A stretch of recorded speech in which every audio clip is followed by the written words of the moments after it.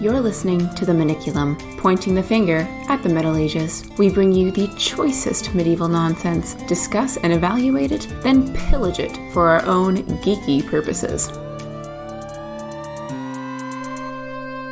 If you have not listened to the previous episode, you probably should, because this is a continuation of that, in which we look at a very different version of the same story.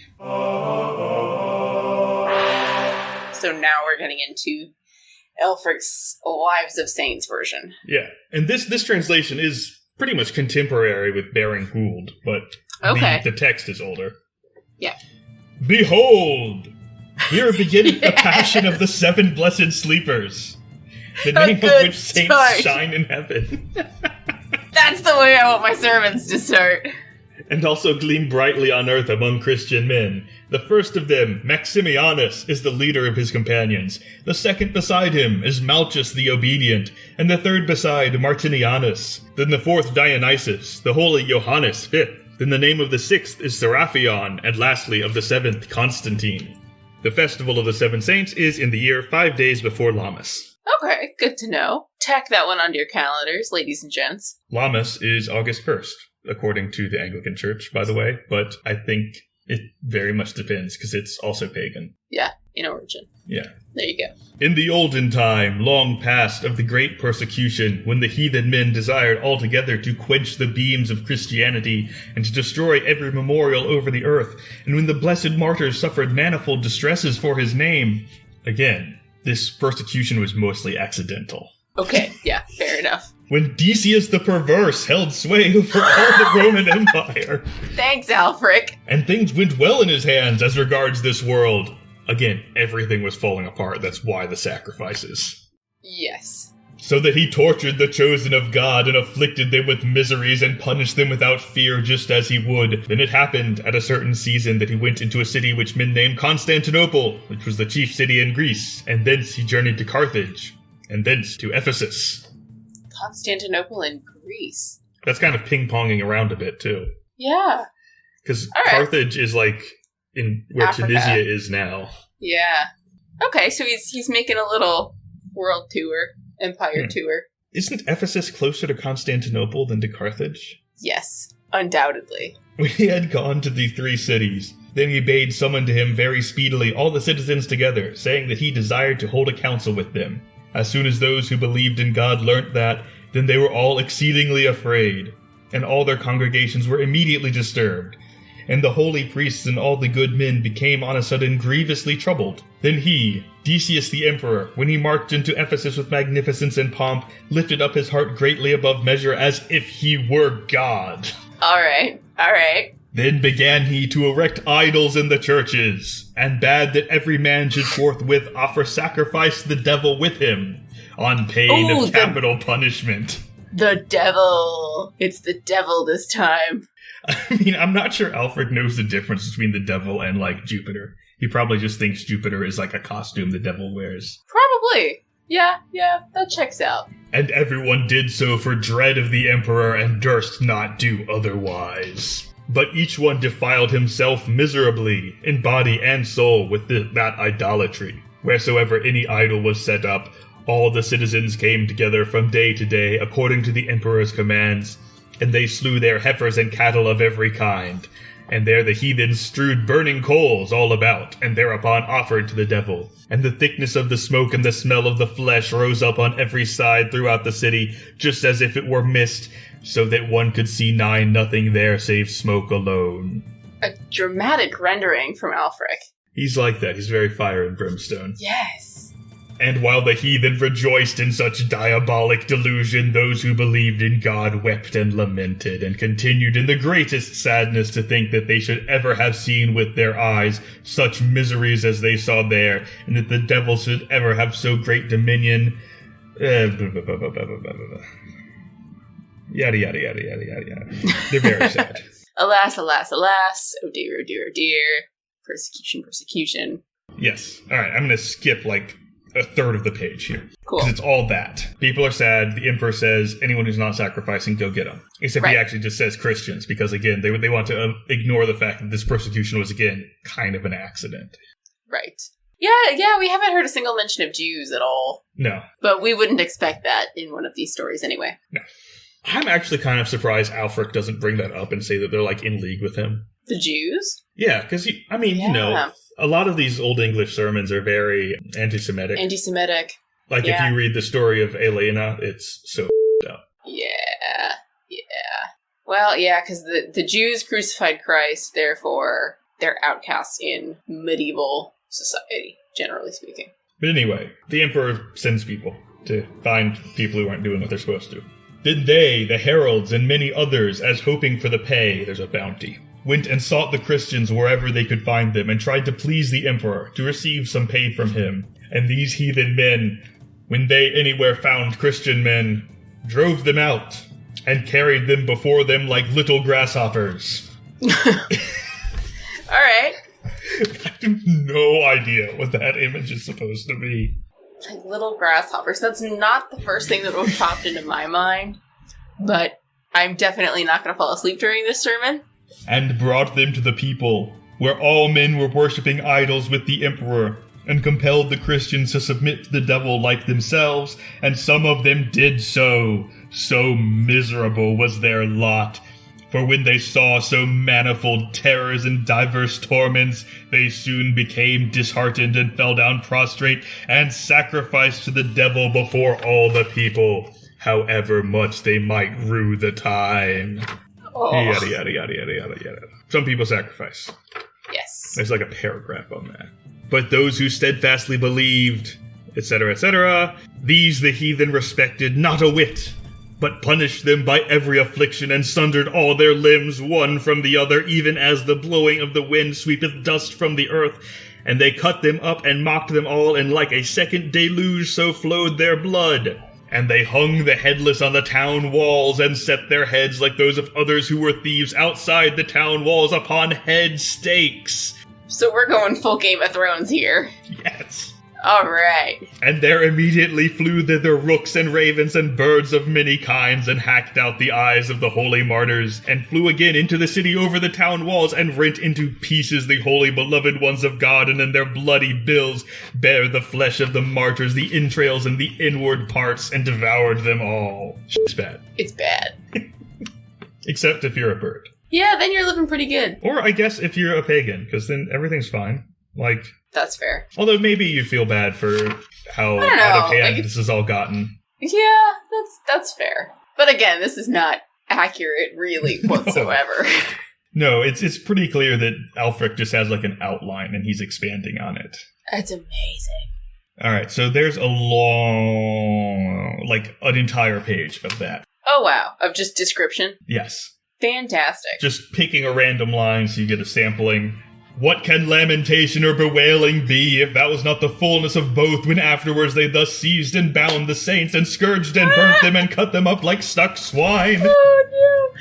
So you know the preacher in Skyrim who stands in front of that statue of Talos? I do not play video games. Oh my gosh. I'm sure there's bound to be somebody listening who knows what I'm talking about. There's this preacher who stands in front of this massive statue in one of the like first cities you go to, and he's got this great little speech, and he just stands there and he goes, Talos the mighty, the unerring, and he just goes off about Talos, and by the third time you've heard this, you're like, okay, I'm getting real sick of this. And half of the game, like the primary conflict of Skyrim is between the Stormcloaks and the Imperials, and it's basically the Stormcloaks are prejudiced, but they want to worship their god, but they're racially prejudiced against elves and Aragonians and whatever else. And then you've got the Imperials, who are basically imperialists, and they want to take over to, you know, bring diversity to the kingdom, but also they're authoritarian and completely whack, and they... I feel like no one's the good guy in this description. Exactly, that's the point. So you're like, well, now what? Who do I side with? But there's this preacher in here who just goes off just like this. And it's amazing. So if you're looking for a good reference for your D&D games, don't turn to Skyrim anymore. Just turn to Alfred. You've got so much good content here. Another good reference for the same is the Sermon of Wulfstan against the English. Yes. Yes. Very much. Which, incidentally, just wild tangent here. The first time I went to Kalamazoo, the conference at Kalamazoo, I went to a performance by the Pseudo Society, which is a group that for the past 40 years or so does a panel in one of the larger rooms at Kalamazoo where they talk about the texts and things they have recently uncovered, which are completely made up, hence Pseudo Society. Oh my gosh. This is amazing. I can't believe I had to miss Kalamazoo because I was graduating. Ugh.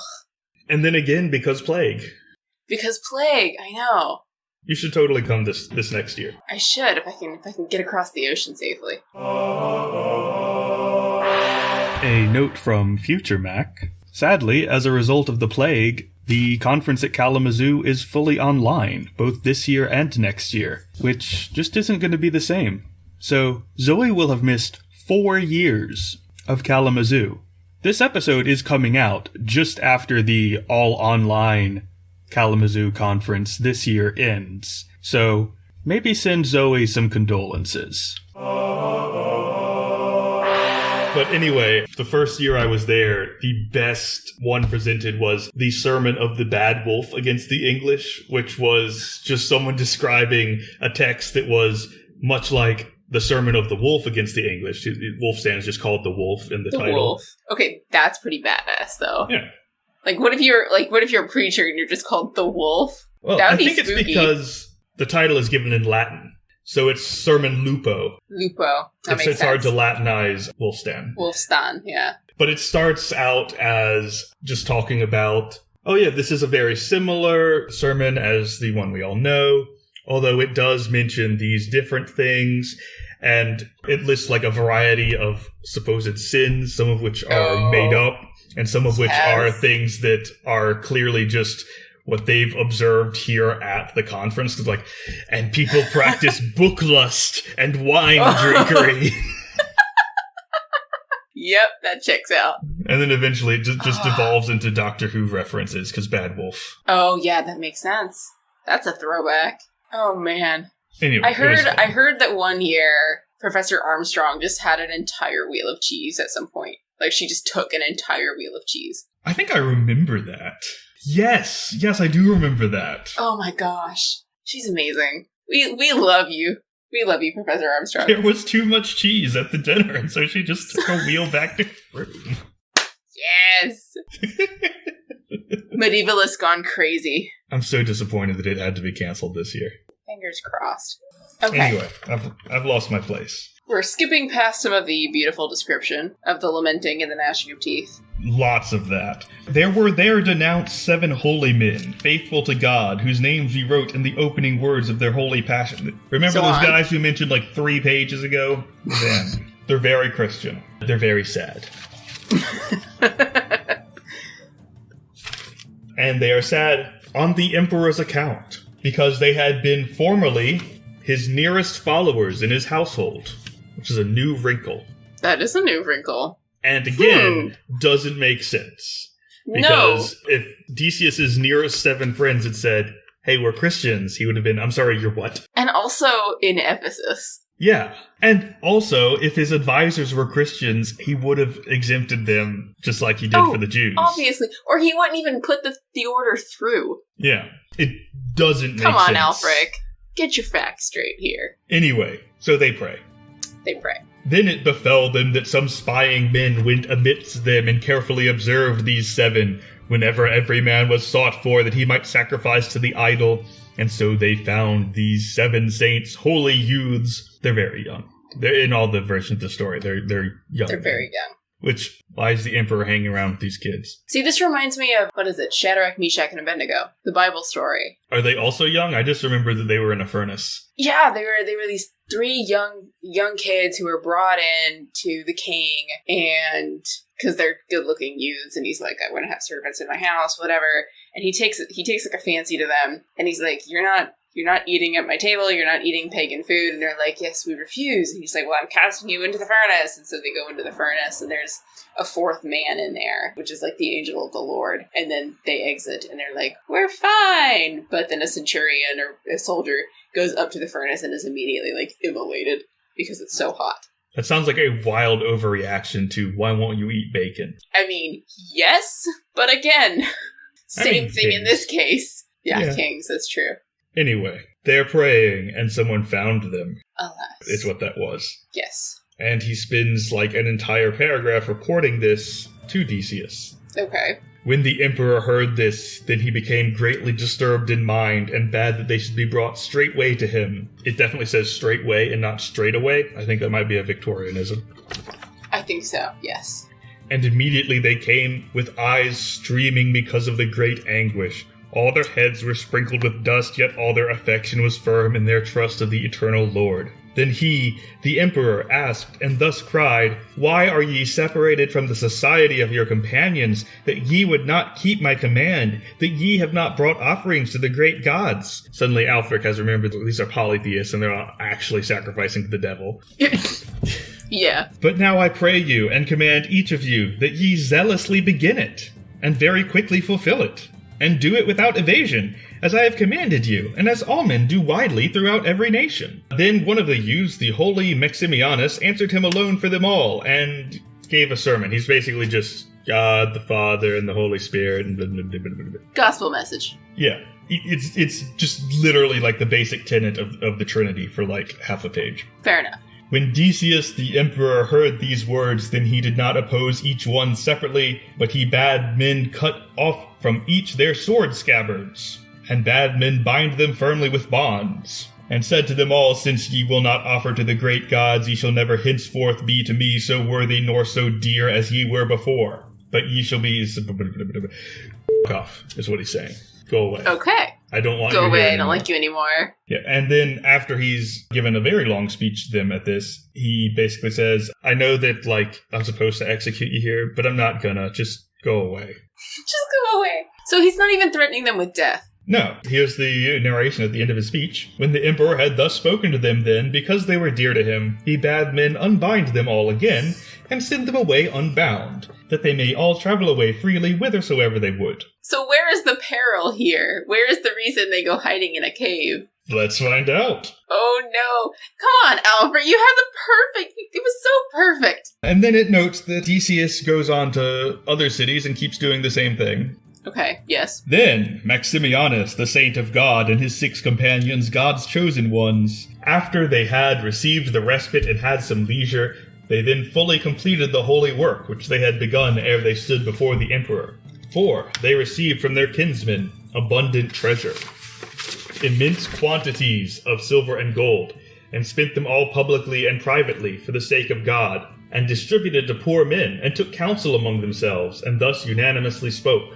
Better we should free ourselves from the tumult of this population. Let us go into the great cave here beyond of the Kellyan Hill, and let us there pray earnestly to God. Basically, they decide that they're going to go be hermits. So they're just gonna be hermits. Yeah, they're going to be hermits. I'm disappointed in Alfred here. I Come know. on, he had such a great fiery sermon at the beginning of this, and he could have had the whole threatened by death thing. Alright. And the money which they still had left they took with them in the cave in common, and all went in thither, and continued therein many days, and with prostrate bodies So- they prayed fervently.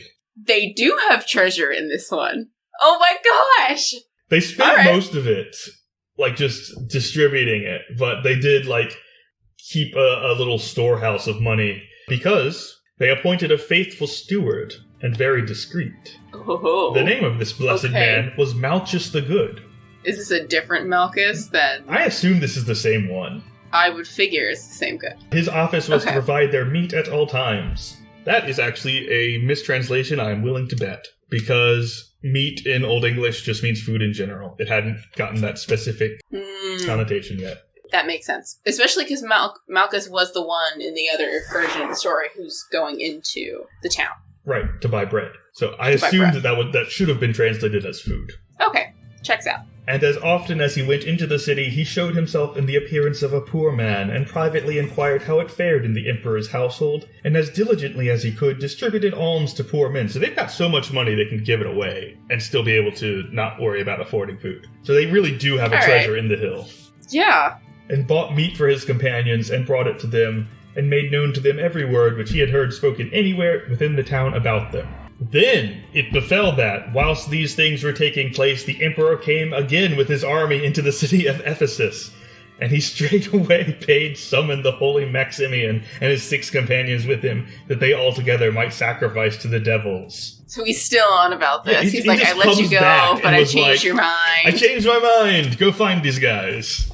Oh, wow. Alright. Malchus the Faithful fled instantly from the city with awe and fear, having with him, however, some scanty food, and came to his companions and told them everything. They're very upset. They eat the food. Then among them, one by one, they napped, and so long reclined that they were all asleep together.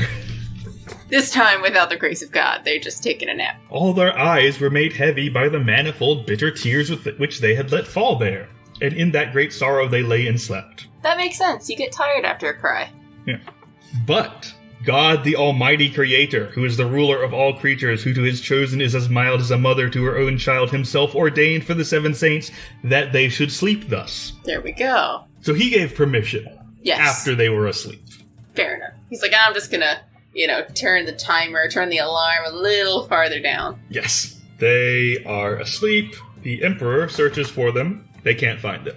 Then the emperor, sad in mind, spake to his thanes with words such as these: "The missing of my favorites is a great unhappiness to me, that they have so suddenly and entirely escaped us." I'm not believing this anymore. No, it's like, ridiculous. No, he is not your favorite. They are not your favorite whatsoever. Others of his advisors say this to him. He goes on for that for a while. They're like, I miss them. Of course. Lord of all men throughout this wide world, we pray thy kingship that thou be not at all dreary or sorry for the young boys, enemies of all gods. Again, they've remembered they're polytheists and not Satanists. Because they have continued in evil under thee, Lord, until this present day.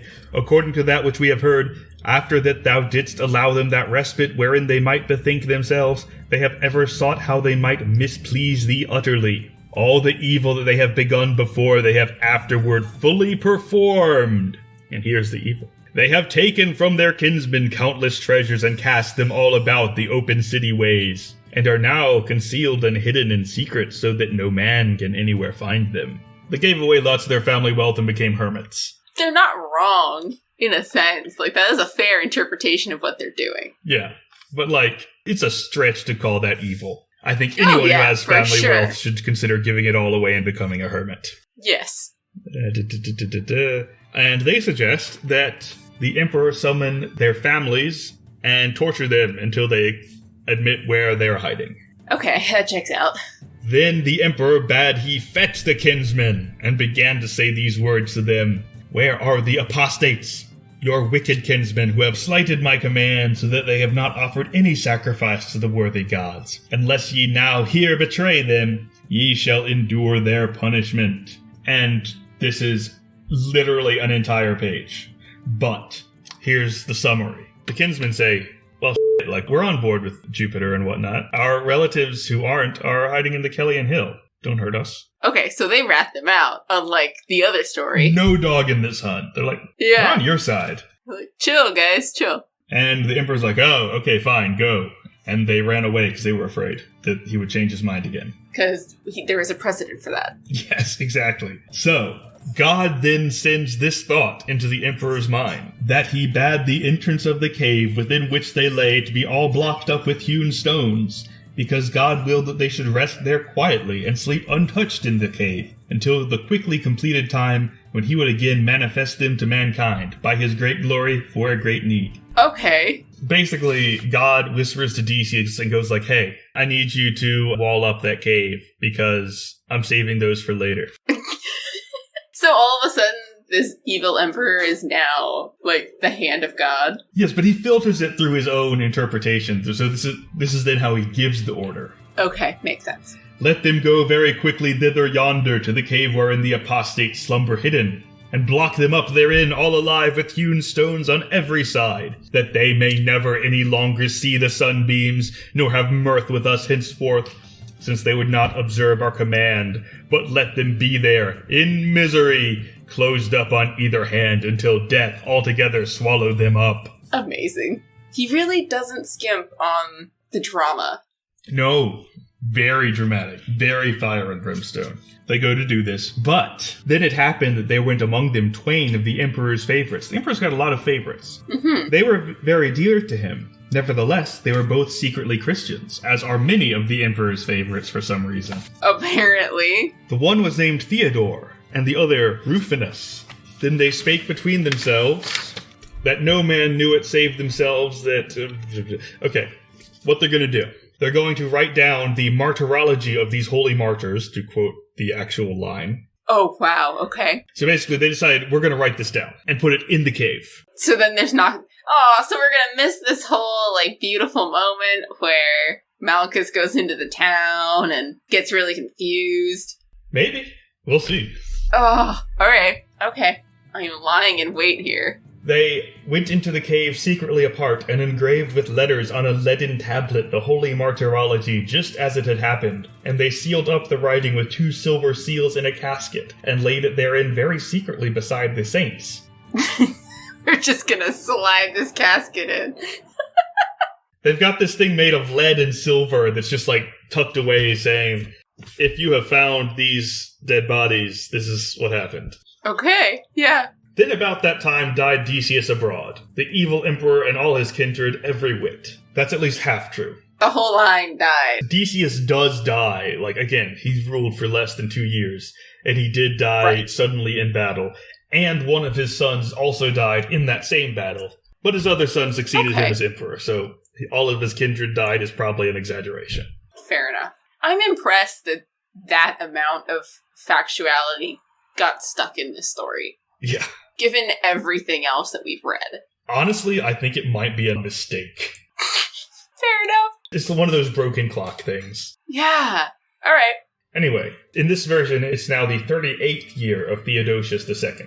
Okay. And there sprang up everywhere among God's people great heresy. Okay, so that's a common theme. We get now a long, long time where he's like, okay, people are saying that the bodily resurrection isn't real. And that's heresy, because here is a line from the Bible that says it is. Yes. That's going on for a while. Multiple pages. I just summed up there. That's just what it is. That's impressive. I am dutifully impressed by Alfred's commitment to exposition. He's gotta fill a whole sermon. Yeah, but how long are these sermons?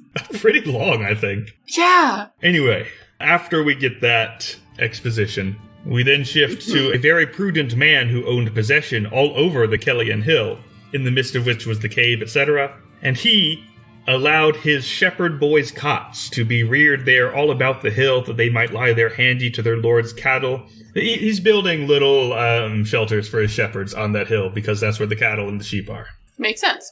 And while they're building these little shelters, they find this already hewn stone. And they're like, great, we'll use this. Makes sense. And apparently it takes them 2 days before they manage to move enough of the stone to get into the cave, yeah. Then it happened that God willed that the holy company should be awaked, who had rested in the cave a fitting time. Here's just a passage that gives you a sense of the stuff I'm skipping whenever I say, and then there's, doctrine. Right. And he then, our Savior, he to unborn children giveth life in their mother's womb, he who by his power waketh from death the scared bones. Scared bones? Seared bones. He who also brought Lazarus to life and awaked him from death about 3 days after he was buried, he himself extraordinarily by his own deed awaked them. God woke him up. All right. Yes. Makes sense. And they all sat up in sound health after their own manner and sung their psalms. Because that's what you do when you wake up in the morning. You all sing. Glory, glory, hallelujah. It's a new day. Yeah. Amazing. Not only was there no mark of death upon them, but their clothing was not at all moth-eaten. Okay, yeah, that's impressive. Okay, so these guys got up and started singing, and presumably the guys who were at the mouth of the cave can hear the singing echoing through. You'd think that, but no, the shepherds are out of the story now. That's it? They're just the ones who moved the stones. Disappointing, but okay. All right. There's so many twists and turns in every version of this tale. This is the stuff that I mean when I say that Alfred is very repetitive. Yes. He is constantly reminding us. Now remember, these guys think it's still 300 years ago. Right. Like, okay. he can't get past that as, like, the conceit of this story. He's convinced that his congregation's going to forget it or get confused. Ugh. Okay. All right. He explains once more, remember, these guys don't know what year it is. Then they all looked to Malchus, who was one of their companions, and he was also their steward. And they then asked him what he had heard in the evening. This is the same thing as before. They're like, hey, remember how we talked and cried and prayed last night? You forgot to actually tell us anything about what you heard in town. Could you tell us now? I love that this is the common theme. Ugh. And Malchus says, yeah, the Emperor is trying to kill us. Again, that's an entire paragraph. Okay. All right. Thank you, Alfred. Then answered Maximianus and said to his brethren, if it shall so happen that men find us here and lead us for God's name to the Emperor, let us straightway go thither very readily, and let him command such punishment as he may command us. So they're going to submit themselves then. Then why were they hiding? Okay. Well, they All weren't. right. They were hermits. Oh, yeah, fair enough. That's fair. In this version, they were hermits. They weren't under That's threat true. until recently. Yes, granted. And they, the brothers, they're brothers now. Maybe brothers in God, I don't know. Yeah, that would check out. Cried to Malchus and said to him, take now, brother, a sum of money with thee, and go to the town with it, and buy us a portion of bread. And inquire diligently, as well as thou canst, what the emperor may have commanded concerning us. And do us again, and do us all again to... Tell us what you hear. Okay, yes. Translated in a very awkward manner. Buy us, however, more liberally of bread today than thou boughtest yesterday, and bring us better bread than thou before broughtest, because the loaves were very scanty which came to us yesterday. Okay. They seem like picky hermits, but okay. You'd think that hermits would be okay with, like, cheap bread. Yeah. Then we have another reminder that the saints still think it's 300 years ago. And Malchus goes into town with 2.60 pence. It's listed? Like it's... Alright. Okay. Well, it says... That's just beautiful. It does say a certain sum of money, and then Alfred says it's probably around 2.60 pence. Like, he gives a... And he is making that up. He's contextualizing it for his congregation. Oh my gosh. This is like the football analogies in sermons. Is it? There are so many. I don't understand. Like, every Super Bowl season, the pastor has to make a football analogy. And I don't understand why. Because, like, I don't watch football. I am not into football. Like, American football. I don't get it. But everything I know about football is in the context of how it can be used as an analogy to a sermon. That's wild. That is the entire, Christ is the quarterback of the football team that is the church. Is he really? That's interesting. I don't know. That's what I thought of. But, okay, so Alfred is contextualizing this for his congregation. Yes. By dropping a sum of money. Yes. Okay. Beautiful. And the superscription of the money was of the very minting that had been struck in the first year of Decius's succession to the kingdom. Yes. Here is once again a reminder that Decius's first year actually covers the majority of his reign. Yes. And also that it was 300 years ago. Yes. 4 times they changed the coinage in his days, while the saints still dwelt among other men. I think these are different saints, just saints in general. Okay. And in the first minting, there were 2.60 pence weight of silver in one coin, and in the second just 60, and in the third 4.40, and in the fourth still less, as they reckoned it there. Okay, so he's actually talking about the devaluation of the money. Yeah. That's really cool. Yeah, it's helpful. See, now my question would be, what does that tell us about the valuation of currency, or at least how currency was viewed at the time of his writing this? That is a good question. Because clearly he understands the devaluation of money. So, he gets that part. There's a certain level of fiat. If he goes in with 260, it would be valued as much more. I'm trying to figure out if you could do that calculation and then try and figure out, okay, would 260 pence, would that have been a lot of money in Alfred's time or not? I'm not sure. That's what I would want to know, because then that sort of gives you not only how much a bunch of bread should cost, but also, if this is contextually for the story, a lot of money that was, compared to what the devalued currency was, then that should give us a bracket of how much you would expect to spend on bread. I will let you research this. Actually, I might look it up later, but... Also, it's not 260, it's 2 and 60. You know, like 4 and 20 2 blackbirds. and 60. Right, makes sense. He goes to the town, and he's worried about the emperor. Because remember, he doesn't know the emperor is dead. Alfred is very concerned that his congregation does not understand the conceit of this story. It's too complicated for these peasant folks. It's not my dramatic exposition that's making them confused, I swear. Also, here's a line from that, which I actually like just because of the phrasing. He, the saint, knew not that the other miserable man was dead, and had not even one bone joined with the others, but they lay everywhere broken to pieces and thrown about over the wide earth. Oh, wow. That's what you get dead. for being a pagan, I guess. Well, he was hacked apart by Goths in a swamp, so he might be pretty dismembered. Ooh, yeah, that would do it. That would definitely do it. Okay, so as Malchus is leaving, he hasn't noticed that there is a lead and silver casket with an engraving on the side of the cave. Completely missed it. All right. Okay, just checking. And then we get the same scene where he's like, oh, there are crosses over the gates. What does it mean?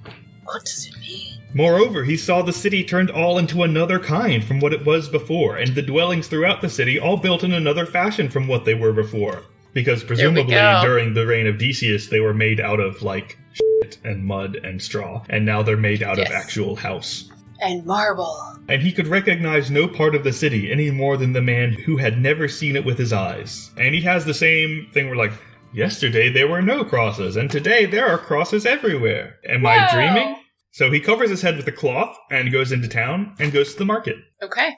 And again, we have the same thing where, like, everyone's using the word Jesus. And he's like, no one was allowed to say this yesterday, and now everyone's saying it. This can't be Ephesus. It looks nothing like Ephesus. People don't talk like it's Ephesus. But also, I just came out of the Kellyan Hill, and I know how to get from the Kellyan Hill to Ephesus, so how could I be somewhere else? Right. Makes sense. And so he grabs a random young passersby and says, Lo! Well may it be with thee, good man. I earnestly desire to know from thee the right name of this city, if thou wilt inform me. Then said the young man to him, I will tell thee full quickly. The city is called Ephesus, and it was thus called from a very early time. Amazing. I like the padding Amazing there. dialogue. Lo! And then there is just a really long time where Alfred is hammering in why Malchus might be confused. We get it. Yeah, exactly. Alfred, we get it. It makes sense why he's confused. Okay, he dresses like a beggar and goes to where they're selling bread. And when he came thither, he at once drew pennies out of his bosom, presumably a bag near his bosom, and not... literally from his chest. Or maybe he keeps his money in his bra, who knows? It's a good place to store it. I've seen it done. Yes. I've seen it done very unsettlingly because I used to be a cashier in Mississippi where it gets hot and people would pull sweaty bills out of their shirt and hand them to me and I'd be like, this is gross. Oh, less fun. Oh, that's just gross. Yeah, exactly. Don't do that. Especially not now. Yeah. We're in a pandemic, people. Very bad. Don't do that. Although it would honestly be funny if someone just kept pennies in their bra because I feel like that would be hilariously inconvenient. Ew, completely. Ugh. And they, the market men, looked at the pennies very earnestly, and they wondered inquiringly at seeing such money. And they beheld the pennies there as a curiosity, and handed them over amongst themselves from bench to bench, and showed them to be looked at, and said among themselves, Without doubt that which we all see here is true, that this unknown young man hath found very long ago a very old gold treasure, and hath hid it secretly now for many years. I feel like they're making some unwarranted assumptions. How do you know he didn't find it yesterday? There you go. That's a good question. Same thing, he freaks out because he's like, oh, there's something wrong. These guys are going to arrest me and take me to the emperor. Tell you what, you keep the pennies and keep the bread, and I'm gonna go. He's just getting out of Dodge. Poor Malchus. Which is the same as he did in the other version. And, just like in the other version, they follow good Christian tradition and says, wait, you gotta tell us where you got the money. We're gonna kidnap you. And yeah, they tie a rope around his neck and drag him into the middle of the market. So that is unchanged. Unchanged. Good to know. Big crowd, let's see, and no one recognizes him, and he recognizes no one. And it's because, yada yada, this is the conceit of the story. Figured that one out. Yeah. Anyway, they go and tell the Bishop Marinus and the town reeve about what's going on. Okay. And they come down to the market, and it's all very dramatic because people are still yelling at him, "Where'd you get the money?" Yes. Then the bishop and the town reeve took his pennies and scrutinized them before the people and wondered exceedingly at them, because they had never before seen with their eyes such coin, which was struck in old days, in Decius the emperor's time, and his likeness was engraven thereon, and his name written there all round. Mm-hmm. Then said the town reeve to Malchus, "Tell us now where the old treasure is which thou hast secretly found, and concealed it all until now, lest thou shouldst deny it. Here is the man full close at hand who has some of the money in his hands which thou broughtest thither, and thou gavest it to him out of thy hands." Oh my gosh. Malchus is just like, "Look, I got this money from my family. It's part of my family's wealth. I don't know anything about any treasure." Like, this is just the coinage, fam. Yeah. And they have the same thing where they're like, "Where are you from?" "I'm from here." "Tell us the names of your parents." "My parents are Karen and Bob." "There are no Karen and Bob in this town." Yes, precisely. So he's definitely lying. Because, "Here may every man see who has any skill in the art of numbers, and the superscription of these pennies here showeth it openly to all men that it is even more than 372 years since the like money was current on the earth, and all men traded with it." And he goes on like that for a bit. Yes. This coinage is super old, and none of us have any coinage like it, and there's still no Bob and Karen here. Yes, checks out. "Now standest thou here, a young man, and desirest to delude with thy deceit the old counselors of this city. But thou shalt be taught otherwise, that thou needest no longer uphold us with thy lies. I will give orders that they shall bind thee very fast, both hands and feet, and scourge thee often and repeatedly, even as the statute book teacheth concerning such men, and afflict thee with every sorrow. Then shalt thou, in spite of thyself, reveal the treasure which thou wouldest not before make known of thine own will." So, we're gonna torture you. Yeah. Now, to be fair, this is the town reeve, Mm-hmm. so we're basically talking a sheriff. Yeah. So he's got that right. Well, I was going to say it's basically just civil asset forfeiture. Yeah. Yes. Pretty much, yes. ACAB, fam. He begs for mercy and says, "This, master, I would ask if you would tell me where is Decius the emperor, he who was here in this city." Then answered him the bishop Marinus, and said to Malchus, "My dear child, there is not today the emperor living on earth who is named Decius, the emperor whom thou askest. He's dead. He's been dead a while." Yeah. He's long gone. Malchus says, "That is the one thing, dear lord, which oppresses me all day, and that is the one fear which so greatly afflicts me in my mind, and no man will believe my words. But I pray you now humbly that you will follow after me a little while. I have very near at hand a few companions. They are here, yonder in the cave on the Kellian hill. Ye may believe without doubt the meaning of all of this." And then he explains, "We were persecuted in the reign of Decius, and Ephesus was different then, and I'm not. It's weird that Ephesus is different now, and I'm confused." Blah, blah, blah, blah, blah, blah, blah. Yes. So same as the other one. Yes. So they all go to the cave, and when they entered in, they found on the right hand a casket, which was sealed with 2 silver seals, and which the 2 faithful men I wonder! They found it right away. So they carry out the casket and open it and read it, and it notes that, here's the quotation from the tablet, that they fled from Decius the emperor and suffered his persecution, Maximianus, who was the son of the city reeve, Malchus, Martinianus, Dionysius, Johannes, Seraphion, Constantine. These are the saints who, according to the command of Decius the emperor, were enclosed with wrought stones in this cave, and we too, Theodorus and Rufinus, wrote their martyrology and laid it herein with these saints upon a stone. And so they're all very impressed, and they sent a letter to the Emperor Theodosius, which says something along these lines. "Humbly I greet thee, my lord, and I pray thy glorious kingship, Emperor, you're super great. Also, as befits approaching an emperor, the future resurrection of all men is now made known to us through open signs, and God's holy martyrs are arisen and have speech with mankind concerning it." they think these guys came back from the dead. Yeah.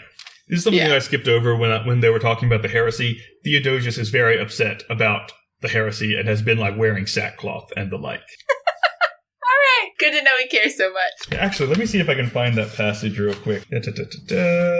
Okay, here we go. "Therefore, for these things was Theodosius the Great exceedingly grieved, and for that sorrow he clothed his body with mean raiment, and was alone without servants in his inner chamber, and shut himself therein, and there mournfully demeaned himself before God, because he knew not what he ought to believe, since those most troubled him, and brought him into uncertainty who should have been his counselors. So he's like shut up all alone by himself, wearing sackcloth and going, I don't know what's going on. A very effective emperor. Well, I mean, he's not a theologian. He's very confused that people are giving him different theologies. I mean, I would be confused too, to be fair. So they call the king. Yeah. And when Theodosius reads this letter, he's thrilled because he's like, great, this solves my problem. And so he gets dressed properly and leaves his tiny private room. He does a pray for a while. And he immediately went swiftly with great haste in his chariot from the city Constantinople to Ephesus. And everyone was very excited. Woohoo! Yes, because the emperor is here. And then they ascended the Celian hill with the emperor and approached the saints who were in the cave, and they, the holy martyrs, went then to meet the emperor, and as soon as they looked upon him, all their countenances began to shine like the thoroughly bright sun. So that's the same. Yeah, they're light bulb heads. They glow. And he, the emperor, then went in and there prostrated himself before the saints. And they hug. Theodosius says, It quite seemeth to me, since I see you here thus before me, as if I were very nigh at hand to the Saviour our Lord, and beheld him with my eyesight, when he awaked Lazarus from the tomb. Do-do-do. Yeah, and now it seemeth to me, just as I stand visibly before his glorious majesty, and hear his own voice as it is to be heard in the future, when at his great advent all men universally shall continue. Then they said, Now. That is actually in the text. Then they said, Now. May God Almighty grant also that thou mayest live in joy. And we will be for thee here within, oftentimes praying God for this, that he will preserve thee in holy fullness of faith, and in the strength of thy belief, and thy kingdom and peace, and that our Saviour, the Son of the living God, may shield thee in his name against all enemies, both in this life and in that which is to come. End quote. To his glory, yes. Who liveth to eternity, and reigneth with the Father, and with the Son, and with the Holy Ghost, to all ages of ages, ever without end. Amen. Amen. Yes. I feel like the most severe difference in the ending is that the Seven Sleepers do not just keel over dead. They decide to keep being hermits. These stories are so confusing. Oh my gosh. So in one they die, and in the other one they just continue to be hermits. Yeah, they're like, we've already got a nice cave, and we're all set up. And we still have this money, which has increased in value now. Yeah. Compound interest, bro. So we'll pray for you. Nice. Hashtag thoughts and prayers. Oh, wow. Oh, no. All right. Okay. I think I prefer the first version because it's so, like, you really don't expect the next thing. And in Alfred's, it's like, yes, there happens to be a casket that they just happened not to see the first time that they went by. And then also they don't just drop dead. But I have to give a plus to Alfred for his sheer ability to expound and just the exposition. Yeah. There's so much dramatic exposition. I feel like part of that is because Alfred's sermons it is an oral medium. And I think they even had like alliteration and stuff in the original Old English. And so you have to expand a little bit to fit in the alliteration, but not nearly as much as he's doing. He is definitely stretching. Amazing. Oh, the poison for Cusco, the poison made specifically to kill Cusco. Cusco's poison. That poison. Yes. Yep.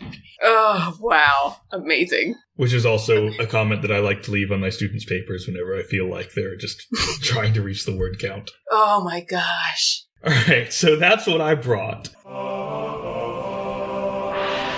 What say you? I think I like the, Lo! Tell me what town this is. That was good. That's a good one. I would also list, also from Alfred, the other 6 complaining to Malchus about how he brought them crappy bread last time and he should get better bread this time. Come on, man. They're such saintly hermits. Oh, so saintly. Yeah, like, he didn't have to add that in. No, he absolutely did not. He just decided to. Okay, alright. Ugh. I feel like that just amplifies the whole, like, how holy are these people exactly? Issue that we keep having. Okay.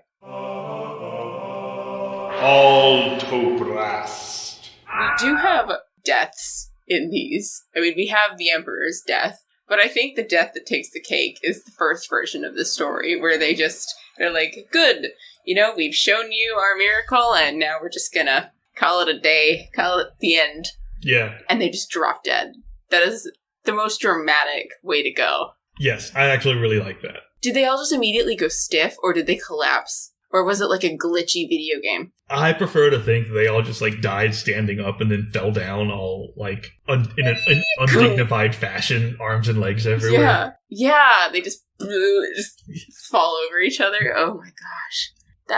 I think that would astound me more than having heard them all come back to life. Like, I feel like I would hear this entire story, and I'd be like, wow, they came back from 360 years ago. I can't wait to ask them about how it was back then. My master's thesis is really going to be spot on now because I have living witnesses. And then they just die. That would be more of a strange miracle to me, I think. Is just you watch these guys. They're like, yes. And then all 6 of them simultaneously die. I also like the aftermath. They're like, oh, we better put them in reliquaries. And they appear in a dream and say, don't put us in reliquaries. And then Baron Gould is like, so they're in a reliquary. They have to be in a reliquary. I mean, they're just not like a reliquary, but they are in like a fancy sarcophagus. Yeah. Oh, man. Okay.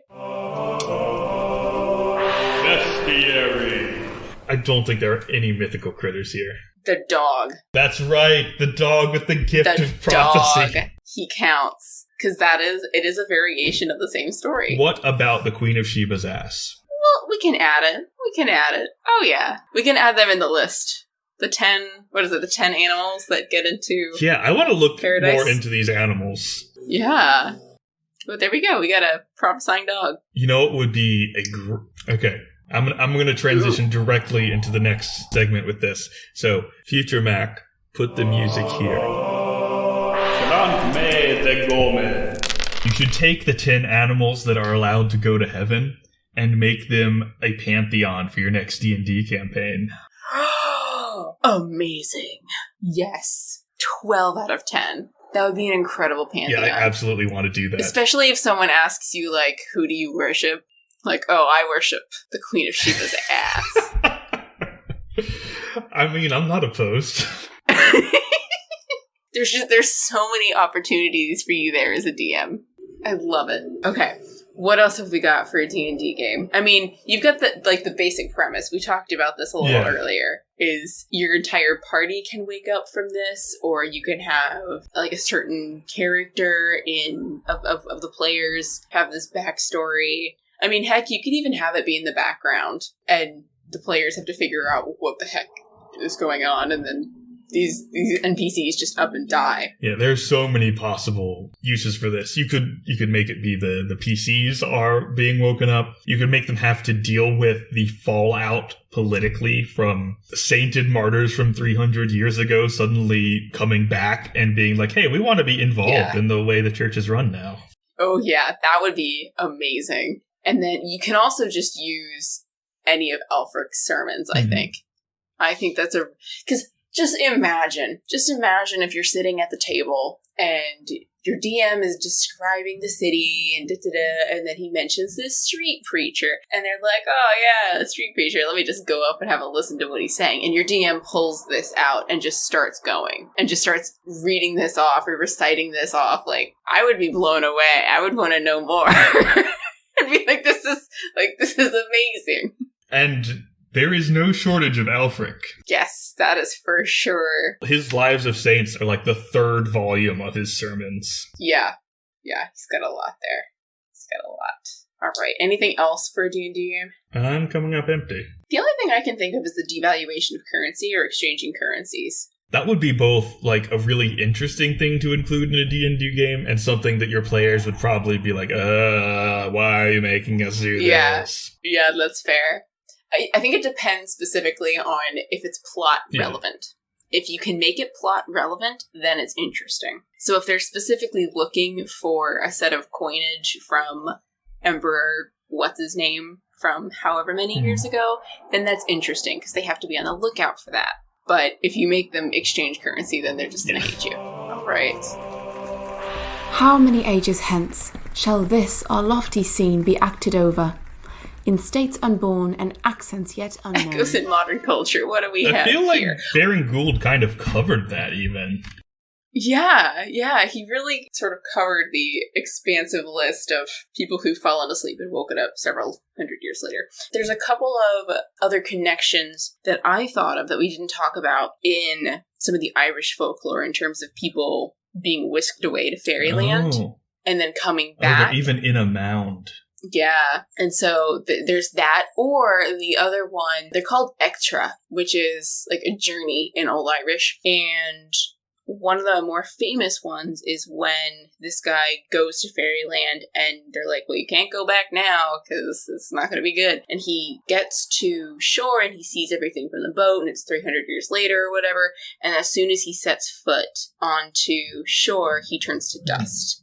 Because that's what happens when you're 300 years old, is your bones turn to dust. So he was actually that old, like his body just disintegrates. I feel like that says a lot about, what's the word I'm looking for, former times, that people are always like, I want to go back to the mortal world. I feel like here in the 21st century, if someone was stolen away to live with the fairies, they'd be like, I can stay, right? I don't have to go back, do I? Yeah. I don't have to go. Like, why would you want to? Yeah.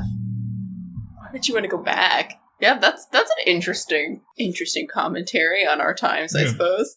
All right. That has always bothered me about those stories where like someone is stolen away to the fairy realm and they're like, oh, but I have to go back. And I'm like, why? Why? Just stay here. What's so great about the mortal world? Yeah, that's fair. Yeah. Come find me, fairies. I'll go drown myself in a peat bog and hopefully find fairyland. I mean, look, if you're gonna die, a peat bog is the best place. You can be a bog mummy later. That's true. That is so true. Ooh, but you better have a really cool last meal because you know that's what they're going to find in your stomach, or just eat something really weird. So they're like, yes, the common food of that day was chocolate cake and wasabi or something, and then they have a completely wrong idea about what people ate. I was going to say like mouse skulls or something. Ooh, just swallowed whole. Yeah, there you go. Ooh. It would be really unpleasant, but you'd know that it would be worth it for confusing future archaeologists. It was a ritual last meal. It had some significance of something. It's like, yeah, to screw you guys up. Oh, okay.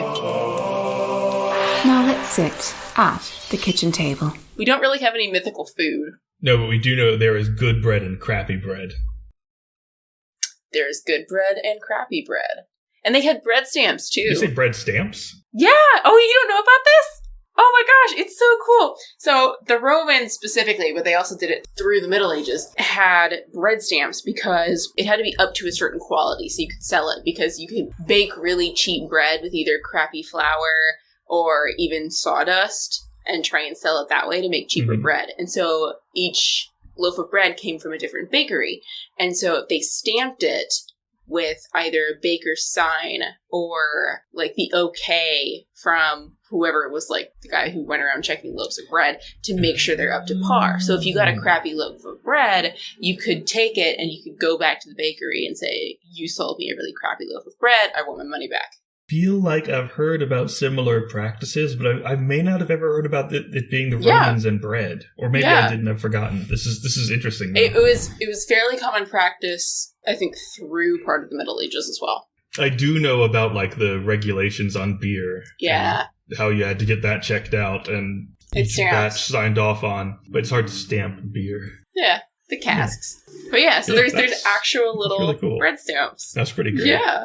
I kind of want to bake some bread just so I can stamp it. I know, right? It's so appealing to stamp bread. It is. Give it a whirl. Make your own stamp. Send us pictures. Decorate your bread loaves. I mean, everyone learned how to bake during the plague, right? That's true. We're all doing, sourdough home starters. Yeah. I mean, I didn't. I just read books for this, actually. Was most of what I did. Pretty much. Street smarts! There's so many lessons in this text. Oh my gosh. Street smarts. What do we learn in this text? Well, I mean, it depends on which story you're looking at. But I think the first question that we had to ask is, what does Alfred hope that we learn from this? I legitimately do not know. What do you think we're supposed to get from this? Yeah, actually, that's a good question. I feel like in both cases, like, the point that the person telling the story is trying to make is there is a bodily resurrection. Stop arguing. Yeah, pretty much. It's just about the heresy. Yeah. Well, there you go. Street smarts. There is a bodily resurrection. Stop arguing. Definitely don't get into any serious arguments about it, because that's a dumb argument to have unless you are getting, like, a doctorate in divinity or something. Yeah. Other street smarts? If anyone starts asking you where you got those coins, don't try to talk your way out of it. Just leave. Just leave. Yeah. Yeah. Check which town you're going into before you, like, get that far. I mean, what do you do in that situation? What do you do when you wake up 300 years in the future? Well, I mean, apparently you go into town and keep thinking, hey, wow, this is super different and I don't recognize it at all, but it's got to be the same town because it's in the same place. And then eventually you ask someone. I mean, that seems like a reasonable thing to do. Yeah, honestly, that's a pretty realistic reaction. Yeah. I don't recognize anything, but there's no way that this is a different town. Yeah. Maybe check the cave that you're in first. Right, when you wake up in the cave, check the cave. Just in case there happens to be a plaque that describes what happened to you. Whenever you wake up anywhere, see if there's a plaque nearby explaining that you're dead. Oh man, I gotta start doing that. I know, it's a good practice. Yeah. You want to know if you're dead. You gotta check. You gotta check whether you're dead or not. You never know, listeners. One day, you're gonna wake up, it'll be 300 years in the future. So just, one day it could happen to you, by the grace of God. Here's some street smarts. If there's something weird and supernatural going on, like if the town you thought you were going to has been replaced by a completely different town, go and get your buddies instead of going in there alone. True. Yeah, better to do it as a team. Yeah. So we are learning things from this sermon, so thank you, Alfred, for establishing that for us. We've learned from your wisdom so far in the future. All right. Now we can go on to Best moment. I think for me, in the first story, Malchus's initial freaking out. It's pretty great. Because it's just such a wonderful moment to watch because he seems so genuinely distressed about what's going on. Yeah. I still really like the way that the bakers respond to him trying to pay with these old coins. Because, he keeps talking about, oh my god, there are crosses everywhere. And everyone's talking about Jesus all the time. And, it's, built up as this really devout place. Yeah. And then immediately someone's like, where'd you get the money? I'm like, this is a very realistic depiction of just human nature. It is. That's very true. It doesn't matter that it's a different religion or anything. They're just like, oh, he has money. Let's get it. Human greed. Oh, man. Okay. The court. Okay, before we do the court, I think we Yes. have to establish something. Okay. If you claim a historical figure, are you getting the version of that person who is depicted in the story, or are you getting the actual historical figure? Ooh. I think we have to go with the one in the story because, All right. you picked Maeve last time, right? Did I? No, I picked the prophetess. Oh, yeah, you picked the prophetess. That's right. But there's multiple versions of who she could be based on the different Irish stories. So I think we have to go story by story. All right. Okay. So is it my turn? It is your turn. Oh, man. So I feel like you already have a really good idea of who you want in your court. I mean, I'm questioning it now. Oh. I think I'm still going to go with Malchus. Because he does so much of the busy work for these guys, and he seems just like a really genuine figure, and he's a little bit of a loose cannon. He doesn't quite know what's going on, and I just think he would be a lot of fun to hang out with. He does seem like a nice guy. Yeah. I'll give you that. As long as he doesn't, drop dead on me all of a sudden. Which apparently is a risk. But he goes in and he's very much like, wow, what a nice town. And he doesn't try and fight back against being robbed or anything. He just seems like a guy who just is genuinely enjoying life. Mm-hmm. So I guess, I'll go with Malchus. Who are you picking? I'm debating. Okay, who would you have picked? All right, if we'd said it's the historical version, I would have absolutely picked Theodosius hands down. Oh yeah, he's pretty cool. He founded the University of Constantinople. He commissioned both the Theodosian law codes and the Theodosian walls, which are the reason Constantinople was so successful for so long. True.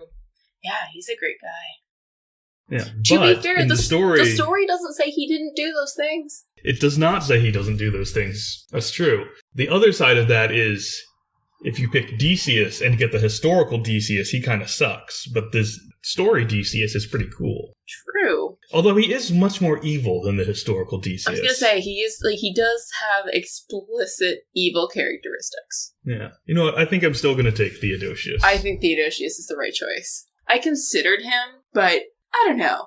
I feel like there's a bunch of emperors in our courts already, and I would want to talk to Malchus. I would want to know what his day-to-day life is like. Technically, this is only the second actual emperor. Is it? And the first one who has a name. That's true. The first time we did the Gesta Romanorum, you chose, quote, a certain emperor, unquote, who was never named. That's true. We like him too. And the second time we did the Gesta Romanorum, you picked Julius Caesar and I picked Pompey the Great, both of whom were powerful Roman politicians, but neither of whom was actually emperor. Not technically emperors, that's true. The first citizens, pre-shapes. Yeah. That's what I want to be in my town. The first citizen. Ugh. Okay.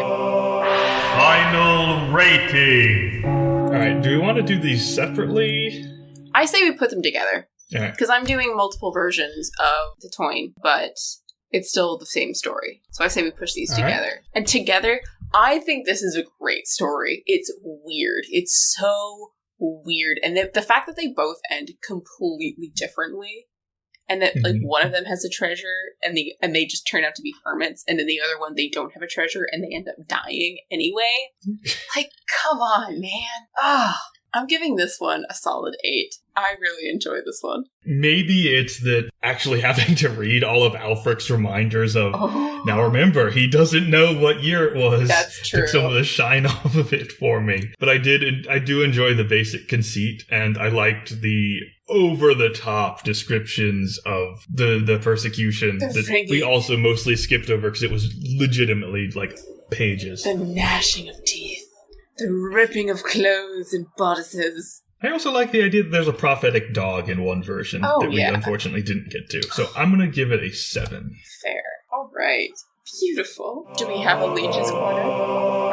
Welcome to the Leech's Corner. All right, so we're back to the beginning of the Leech book. This is, as you remember, it goes from the top of the head to the bottom of the feet.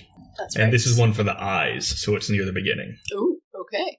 Leechdoms for mistiness of the eyes. Take juice or blossoms of celandine. Mingle with honey of Dumbledore's. I love that already. Oh my gosh. Okay. For those listening, Dumbledore is an old word for bumblebee. We are not talking about the Harry Potter character. That is still so amazing, and I did not know that. How did I not know that? A bumblebee? Okay, sorry. Start from the beginning. Read what exactly we're using. Is it just honey of bumblebees? Yeah, honey. Honey of Dumbledore's. Dumbledore's?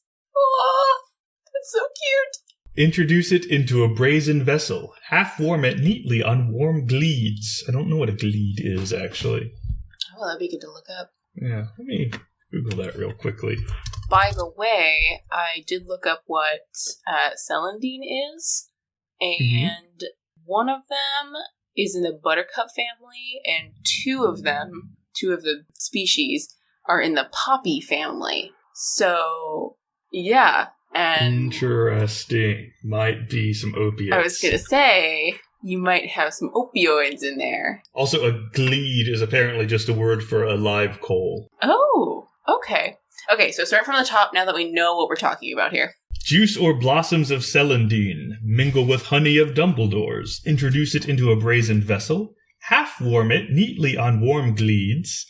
Till it be sodden. I don't know. This is a good leechdom for dimness of eyes. For the same, mingle the juice of wild rue, dewy and bruised.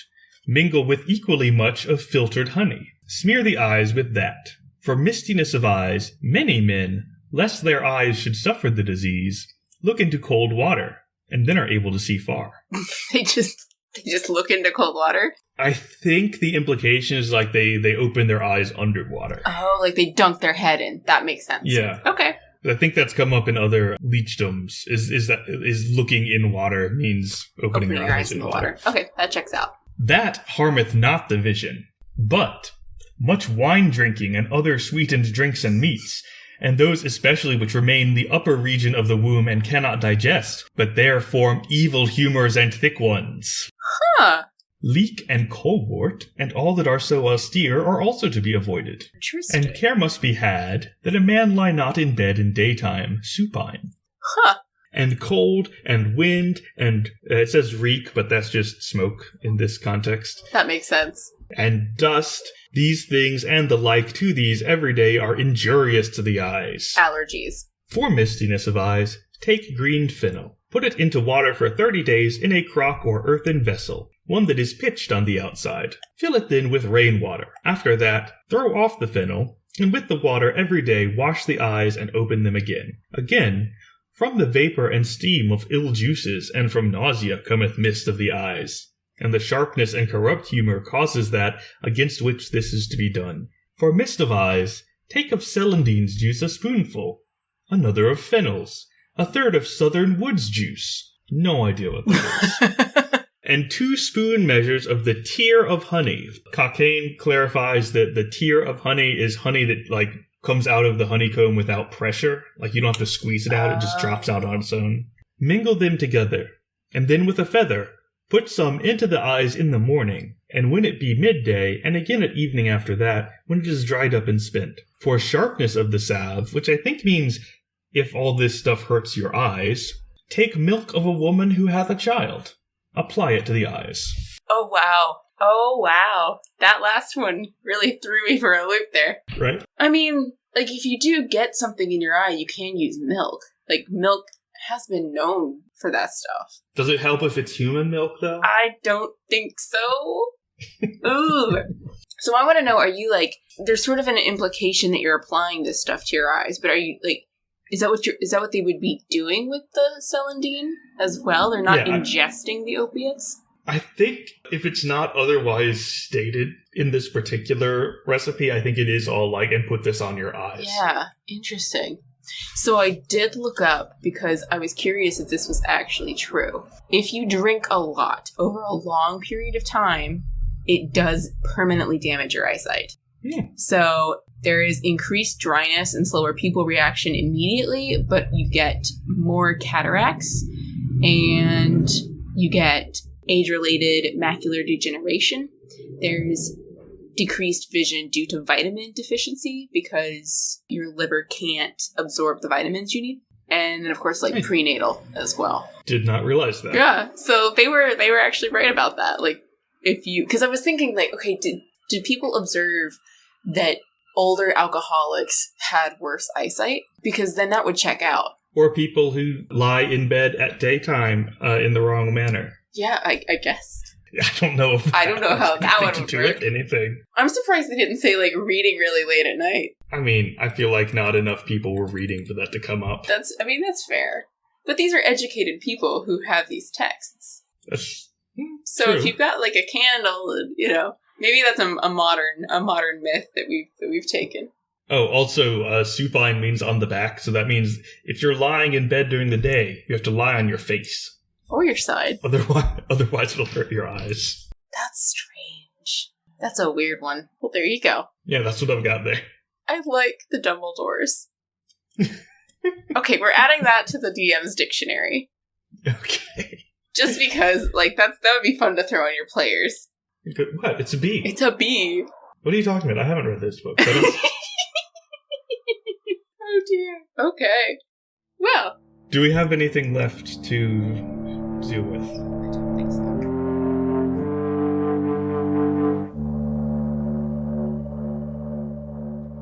Thank you for listening to the Maniculum. Please consider leaving a rating and review in Apple Podcast to help support the project. For more geeky editions or to see our sources and notes, check out our blog, Marginalia, at themaniculumpodcast.com. You can also join our Facebook group, The Maniculum Podcast, to join in on discussions about all things medieval. And feel free to reach out. We're on Twitter at Maniculum and on Instagram at Maniculum Podcast. We'd love to hear from you. And special thanks to Sandra Boyle, who created the music for our show. You can check out her project, Sugar Glass, on Spotify.